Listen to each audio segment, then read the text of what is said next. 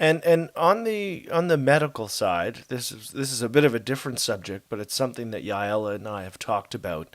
So John Oliver, the late night show host, had a very long rant about the need basically to ban all PFAS chemicals, otherwise known as man-made chemicals. And I'd done some digging on this and looked at where these were used in areas where, I mean, obviously it's terrible and it's bad for human health if it's being dumped into waterways and really nefarious things like that. But there are some legitimate uses, and I came across your comment on this matter in regards to medical equipment. And so, what is your take on where there may be utility in regards to these man made chemicals?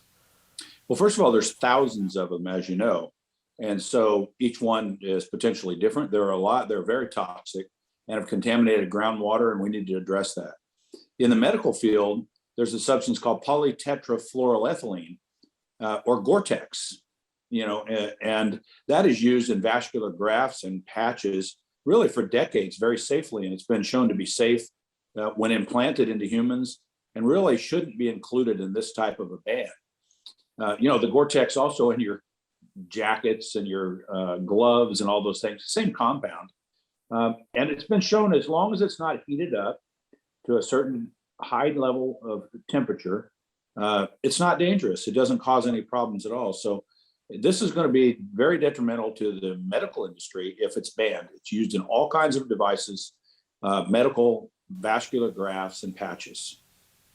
And what do you think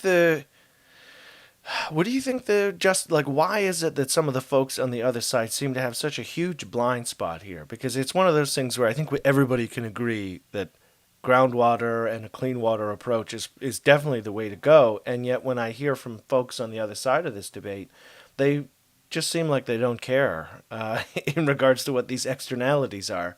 I'm wondering, have you experienced that in Congress? Yeah, I think what happened is at the committee level, the Energy and Commerce Committee, the committee I'm on, is they just didn't want any amendments to their bill. They wanted to get it through the House. But I think reasonable people will prevail on this. I think when people realize that some of these compounds really are safe and they're used for all kinds of things. If you really, I don't have really look at what PFAS are used in, you'd be surprised, and you probably have done that. And your listeners and viewers should also. But I think cooler heads will prevail. They just didn't want any amendments to their bill in the House. They wanted to get it through. But you see, the Senate hasn't acted on it. And the reason is because there's going to be some substantial changes and probably some PFAS compounds which are going to be exempted from this ban.